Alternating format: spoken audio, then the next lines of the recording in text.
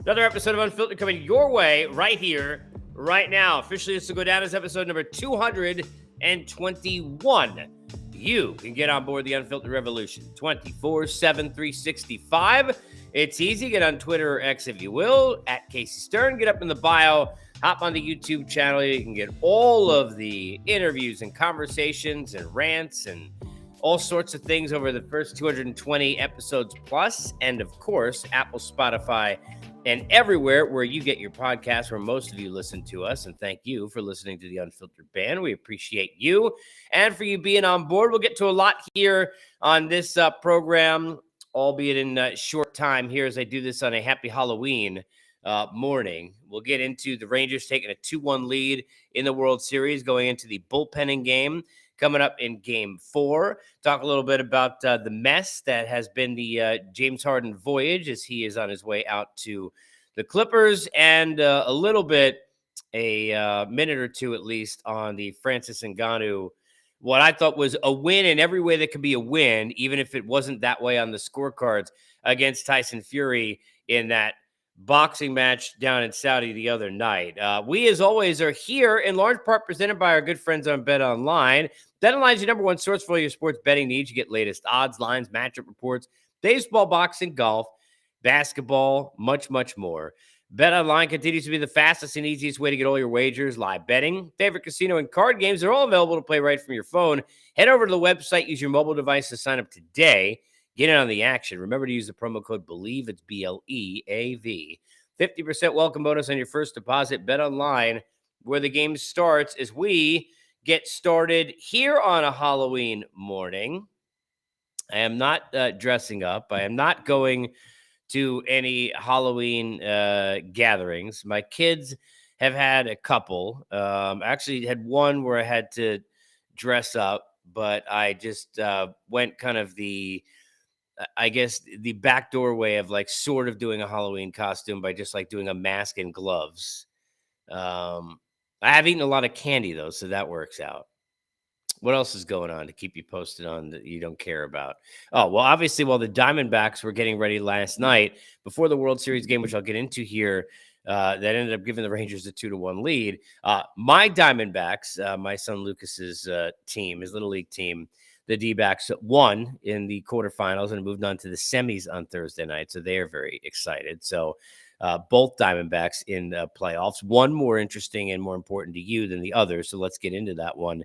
And game number 3, and a little bit of a recap of what went down. First of all, I got to say this because it gets lost in it, especially because they lost the game. But Brandon Pfaadt is so cool, so calm, and so poised in moments where he shouldn't be. There was even a double play early in the game, might have been the 3rd inning, where, I mean, he just in that moment, in that spot, it doesn't matter whether it's his pitching or in a situation like that, kind of taking that deep breath, turn towards second base and turn that double play. I mean, he just seems to, relish this moment, but is so poised with it for a guy who, look, I mean, no matter if you're highly touted or if you're not, or what your scenario is. I mean, if you're not coming in and dominating, which was not the story for him, at least when he first came in this year in his rookie year, you're not coming into even the postseason with the highest level of confidence or being, a guy who's been in any of those moments. And for him to have some of the performances that he's had, it's just been awesome to watch. So Fott's been somebody that I've really enjoyed kind of getting to watch pitch a lot over these last few weeks. And yesterday, no different. I know obviously he gets into some trouble, which we'll get into in that 3rd inning. But I thought, for me, the way he pitched overall in his 5+ or whatever innings it was, I mean, I thought he was terrific. The big key in this game and the turning point came early in this game. 2nd inning, Christian Walker, blasts one into the gap and gets into a spot where, Tommy Pham, who was at the time going 5 for his last 5, dumps in a single, and, Walker gets the stop sign at 3rd, blows through it. I mean, speaking of Little League, I mean, this is something that happens, I know, on my son's team all the time, where no matter how much we try or coaches or anybody try to impart any kind of wisdom to keep your head up or to listen to your coaches. There's a lot of noise on the field with parents and kids screaming, and they lose their third base coach all the time. Not something you expect to see in a World Series game. But Walker gets banged out at home. And then you get a couple of batters later, that amazing play where, fortunately, Max was, okay, at least from this standpoint. I know he leaves with the back tightness, but it looked like it hit him on his elbow, perhaps. Right off that ricochet, I mean, Young makes a fantastic bare hand, great play. And in a span of 3-4 batters where you absolutely should have, at the very least, taken the lead in this game, you don't get any runs. And you knew, especially in games like this, that was going to come back to haunt them, and it did. Top of the next inning, Corey Seager, after Semien gets an RBI single and gets up to Schneider, if you will, Seager gets a 2-run home run, and Texas got a 3-0 lead. And all of a sudden, within a span of about maybe half an hour of real time, bottom of the second, top of the everything had changed. Max ends up out with the trainer in the 4th inning. If you're a Ranger fan, you're worried about that. And here comes John Gray, who gets 9 out of 10 hitters out and has had absolutely no problem transitioning to the bullpen. And it's been an amazing story to watch. They profiled it a lot during the broadcast yesterday, but it really has been amazing to see just the seamless transition that Gray has had, going from being a starter and look, having ups and downs, let's be fair, even as a starter during the course of his career in Colorado, now Texas, and then moving down into the bullpen. I remember talking to John Gray. The first time I interviewed him, had a very interesting conversation where he was telling me that him and his girlfriend like to learn about and do their own fair share of ghost chasing. And he was telling me about all the stuff that they had studied and read, and that he, had gone out and minimally done some of it. He's very much into horror. I guarantee you, if he was not busy tonight, would be dressing up for Halloween. But right now, I mean, he ain't afraid of no ghost, as they said in Ghostbusters. I mean, this moment has not been too big for him. He's been fantastic transitioning to the bullpen. He was great last night, and clearly the unsung hero, or one of the heroes of this game for Texas. Chapman was going to be iffy for you. You knew that was going to be that way. I remember I tweeted or posted out, whatever you want to call it, at the time, Chapman when he came in, and he almost Chapman, or rolled his Kimbrel, as I like to call him, because honestly, the difference between the two is not much, but somehow Chapman gets out of it. Part of that, somehow, a beautiful barehanded double play that was started by Corey Seager. And then you lock it down the clerk, and that's all she wrote. And Texas wins kind of a fairly clean game. Most of everything that happened in terms of the game happened within a half an hour's period of real time again, and from the bottom of the second, top of the 3rd inning. Outside of the big thing that happened at the end of the game that now will linger beyond, even though not more so, most important thing up 2-1, but certainly beyond game 3 and now into the rest of the series, and that is the status of Adolis Garcia. They said left side tightness. Clearly, that looked like an oblique. I've seen it happen to hitters. I've been in spring training where we actually have seen it happen live. And then you talk to hitters after, and you talked about the pain and some of what they go through. And the idea, if it's an oblique, that he would be able to play in that series is not a realistic idea in the rest of the series. But is it a strain in his side? Is it something they could work through? Is it something they could manage the pain? Is it something where, he may not be at top form, but he can swing, and at least they can keep him in the lineup? Can he throw? I mean, it depends where it bothers him, how it bothers him. And 24 hours later, obviously, right now is going to be where they'll really kind of get an idea of exactly how bad the soreness is and what the situation is. I'd be surprised, especially up 2-1 in the series, not being a game 7, if he was out there tonight for game 5. Game 4. Jeez, I'll learn addition eventually. Game 4. But I'd be surprised if he was out there tonight for game 4, but we'll see. But obviously that would be a huge loss. He is an unbelievable balance for their energy, for their emotion. I mean, the play, look, for all Walker shouldn't have run and he shouldn't have, part of the reason you don't run is you don't run on Garcia, who I'm not saying he's, Roberto Clemente, but, he got he kind of reminds me of some of the great arms that I've seen. I mean, the ones for me in my career, and I didn't get a chance to watch Clemente play. He's my dad's favorite player. But the two guys that really stand out for me are Vlad Guerrero and Raul Mondesi, who used to have, I mean, just a cannon out there. But Vlad was the guy I always thought of. I was at Shea when I saw him throw from right field from the wall when he was with the Expos to home plate. And I never seen anything like that before. He's got an arm. I mean, led the league in assists, but he can impact the game point being in any way, shape, or form that you can imagine. In addition, obviously, the big hits and all of that, but his presence in the lineup changes the way you pitch to the other hitters. You want him in there. You need him in there. And we'll see whether or not he can go. The rest of the series is one thing, but you got the day off coming at, before, at least if you needed a 6 and 7. We'll see. We'll see. Hopefully Garcia can get back in there, though, for game 4. It's going to be a bullpen game in game 4, and that has to edge towards the Diamondbacks.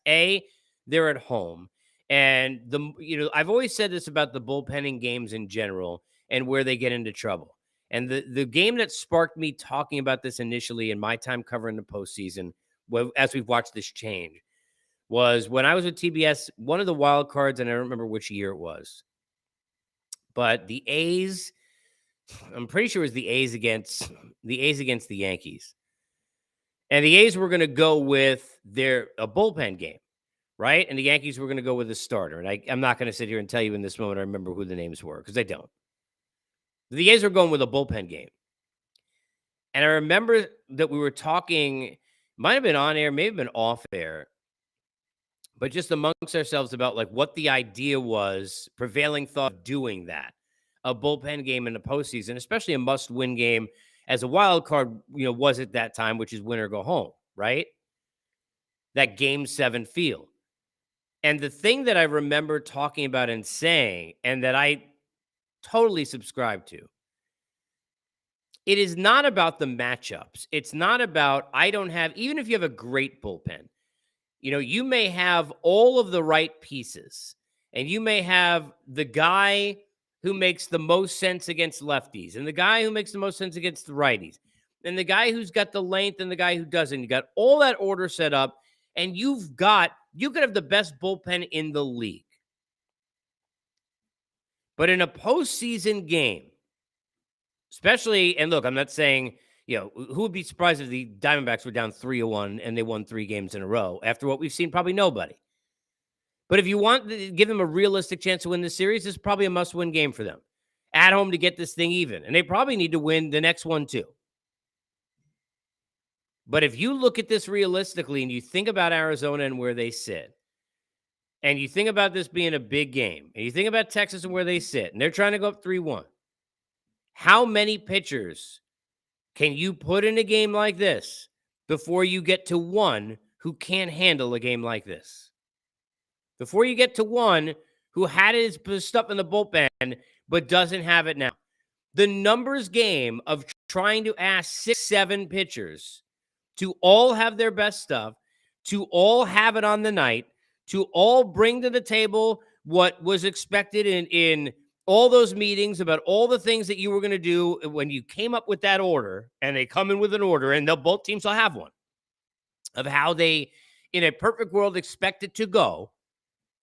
Like it's some all-star game, because it's right. We're going to go here, and then we're going to go to this guy, then we're going to go to that guy, then we'll go to this guy, and then we'll go to that guy.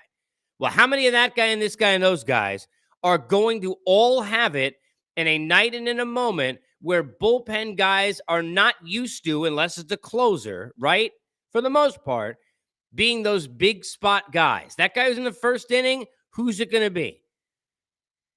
How many of them are used to coming into situations like this? All it takes is one, and the probability in the number game of, excuse me, 1 out of the 6-7 pitchers that you put in there not having his best stuff, that to me is why these kind of things usually don't fare well. I personally think we'll see a lot of runs on both sides tonight. But that's where it gets wonky, if you will, because you can match up all you want, and you could have the better bullpen, and you can have all these things. But at the end of the day, you're now asking 7 dudes to all have their best stuff. It doesn't work that way. Doesn't work that way. But it should make for some theater. Clearly, we know Bruce Bochy has a handle on things. I mean, I saw people were, posting. I keep mumbling because like I still say tweeting. I don't know, really. Do you guys say Xing out? Like that doesn't even sound normal. What is the posting out? No. So forgive me. But I saw people tweeting out yesterday, and I'll be stubborn. During the game, like Ranger fans, like, they shouldn't have pulled Gray, right? They should have stuck with him. And then, Spores got through it. And then, Chapman shouldn't be in. And then, okay, well, Boch knows what he's doing. It's always like the perception versus reality of like manager is making a wrong decision. And then, okay, deep breath. It's like when the guy takes the bad 3-pointer he's not supposed to take, but when it goes in, the coach just doesn't say anything. There's a lot of that. And there's people at home when they're watching, but both Torey Lovello and certainly we know Bruce Bochy both got a really good handle on their staffs. But that doesn't mean that the guy that's the right guy that they put in will not have the wrong moment and will not have the wrong stuff. It is very much possible. Very much possible. But I expect the Diamondbacks to even this series. I think they got a little bit of an edge in a bullpen game like this. I think you need to be careful because you got a lack of depth on the Texas side and you've used so much of Gray. You're not going to have as many options to go through. This it's not a layup, but lean towards being advantageous to the Diamondbacks here in Game 4. So we'll see if they can even the series. Just a couple of kind of quick things on the way out non-baseball. Number one, the Sixers are a mess. They've been a mess since I was covering basketball years ago, all the time before it. They've been a mess since before I even started doing that. They're a mess now. It may be different machinations, but they're going to get Embiid out of there. The whole thing's got to get broken down. But one step is now done, and that's the James Harden thing, and that ship has sailed, and he's gone. On his way to the Clippers. Here's the thing to me about James Harden. You can't go in and start to, no matter where he goes, because we do this all the time, right?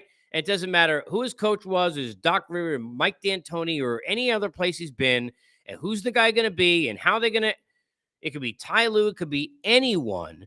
You can't look at the coach. Then we're going to say, well, we're going to look at the other players he had, whether it's, Chris Paul, right? Or is Joel Embiid or whomever else, and how many Kevin Durant and Ben Simmons, it doesn't Kyrie Irving. It doesn't matter. You can't look at the players he's going to play with. You can't go Kawhi and Paul George and a Russell or this guy or that guy and say, okay, well, this is why it's a fit. And that's why you can't do any of that because all that is off the table because James Harden, while he is bar none for sure, one of the most offensively talented players the NBA has ever seen. And, I think most of you know this, but for those who don't, I'm a huge basketball guy. It's actually my favorite sport to play. I covered it. I still watch it all the time.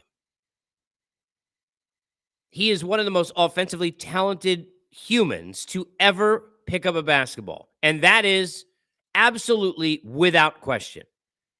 He is one of the biggest pains in the asses to ever pick up a basketball, and that is absolutely without question. Nobody talks about the fact when Chris Paul, and I was covering that, when CP3 got hurt, and they're sitting there, and you got game 6 and 7, and you got a chance to go knock out the big bad Warriors. Where the hell was James Harden during all that? All the talk is, well, Chris Paul was healthy. How about if James Harden actually did anything? Everybody remember that game 7 and that second half? What did he take, like 3 shots? I mean, on the graph of how much you talk and how much talent you have to how much you actually do when it matters most, there may be nobody worse in the NBA. Because I don't care what you say about Kyrie, and look, not my favorite guy either, with some of the stuff that he said, but we all remember the shot that he hit, which a lot of people think, and they may be right, is a bigger shot than LeBron's ever hit in his career. And I was at that game too. Coming back from down 3-1. So, James Harden in itself, you can't go into who's the coach. You can't go into like, well, like we're going to break down. Well, this is why this scenario is going to work. He will infest the rest of it. Sorry. Doesn't matter how great the coach is, and you got one. Doesn't matter how many great players, you got a couple. He's going to infest that anyway. You got to have the ball. Then when you give it to him, then it's not enough. He's going to slow down your offense because of the way that he has to work and handle things.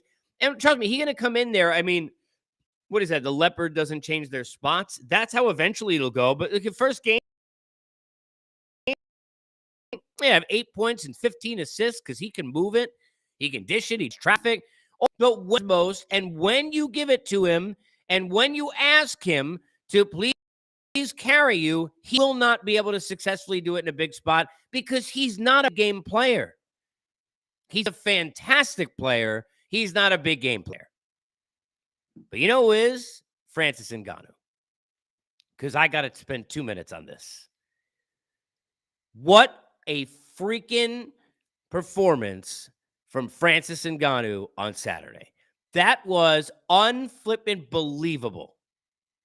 It was unreal. Now, when I sit there and I didn't watch it twice, but in watching the fight, I thought by rounds that it was really tight. I probably had it Fury up around at the end. I don't think it's a robbery. I think you absolutely could have said Francis won. I think if you taken the elbow into account, which you should have lost a point probably there, that he might have should have won. He might have could have won, but he won either way. You know, Rosie Perez says sometimes when you lose, you really win. Sometimes when you win, you really tie, or all that from White Men Can't Jump, right? He won. He won the night. He won the fight. He won the sport of boxing. He won the bag that he never fumbled. This guy's story, you know, having nowhere to live, you know, finding his way to Paris, you're scrummaging, trying to just do anything, and then basically you're finding this thing called mixed martial arts, changing his life, wanting to be a boxer forever. I mean, even he never wanted to be an MMA guy, but boxing was always something that he wanted to do, and saying, hey, look, I'm going to go fight the heavyweight champion of the world. And everybody thought he was an idiot. Like, there's no way you can get that fight. If you leave the UFC, you're a moron. You're never going to get that money. I don't know what the hell he's going to do in the PFL, and I don't want to see him fight anyone in the PFL. I don't think he should fight in MMA ever again unless, because you never know. You never know. Unless 3 years from now, there's some super fight. John Jones comes off the couch to finally fight Ngannou, and the UFC does some one-fight deal with him for $1 trillion, then fine. Otherwise, I don't want to see him fight anyone in MMA after I watched. If he could do that and now become a top 10 ranked boxer, and he certainly could fight Deontay Wilder, Anthony Joshua, Fury again for sure is on the table. I'm not going back to MMA to fight. Who the hell the PFL going to get anyway? There's no way. But this was such a, if you like combat sports, the story of Francis Ngannou, people, if you don't know it, I'm telling you, like you're a baseball fan and you listen to me, and God bless you and thank you. I'm telling you, go look up this dude's story. You will become a fan and never miss a fight of his ever again. But what he just did was one of the greatest things we've ever seen in the history of combat sports. To have a guy who has never had first of all, you never have the baddest man on the planet conversations because we never actually see those fights happen. I mean, look at all the trouble to have Fury and Usyk actually get in the ring and do anything. But to have a fight where you've got the MMA champion walked off, right? But still in the UFC, right? And you get the heavyweight champion of the world. I know no belts were on the line, and thankfully but you go do a rematch of those two, put the belts on the line, it's going to make even more money than you could even imagine. Right now, France is the best game in town in combat sports, and the UFC look like morons, which they were, to even get, twisted in all of their own pride over a guy they should have never lost. But everybody was acting like Francis was some idiot, and this guy carved his own way, paved his own path, and look what he has just done. It really is remarkable. So kudos to him. Kudos to all of you. Thank you for being here. More Unfiltered to come. Get all the interviews, all the conversations. Hop up into the bio if you're watching here on Twitter. If you're already on YouTube, thank you. and you can get all the interviews. Of course, Apple, Spotify, everywhere you get your podcast as well. If you have any comments, been to the videos. I love talking back and forth with the sports. You want to get any ideas for lists or guests or things that you want to talk about, happy to do that too. We'll continue to pump these out as the World Series goes on. Then, of course, we get to all the fun off-season stuff. I'm going to do a lot of basketball and a lot of hockey as well as we continue on, and certainly combat sports and who knows what else. Maybe even bust out a life pod or two. I haven't done those in a while. And, of course, keep you posted on the Little League Roswell, Georgia Diamondbacks, who are sitting there now 1 of 4 remaining teams in the tournament. That semifinal to come Thursday. And in the meantime, we bid you adieu for now. We'll see you next time on Unfiltered. Don't forget, Unfiltered is always presented